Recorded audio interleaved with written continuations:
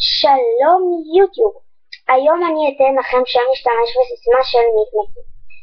שם משתמש נדב 8585, סיסמה נדב 8686, שם משתמש פולי 19, סיסמה 123456P.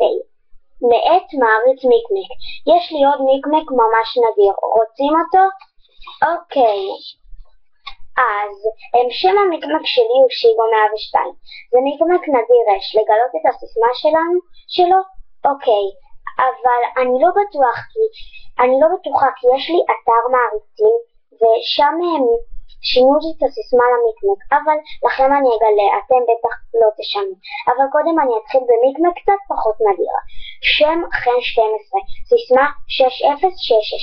תהנו, והנה המיקמק הנדיר שלי, שם שיגו 102, סיסמה ליאור 123. ובבקשה תשנו את הסיסמה שלו. אוקיי, אז תקשיבו, יש לי אתר, תחפשו בגוגל אתר מעריצים מיקמק מעולה. האתר הראשון שמופיע זה שלי. כתבו משהו בפורום, ואם אני אראה מה כתבתם אני אביא מיקמק בדרגה 5. ביי יוטיוב. כן, ועוד דבר אחד קטנטן, אני מזכיר, אם תיכנסו לאתר שלי, שיש בו כל מיני תשובות למשימות, אתר ממש שווה, ועכשיו אני שוב אזכיר לכם את השמות של המיקמקים.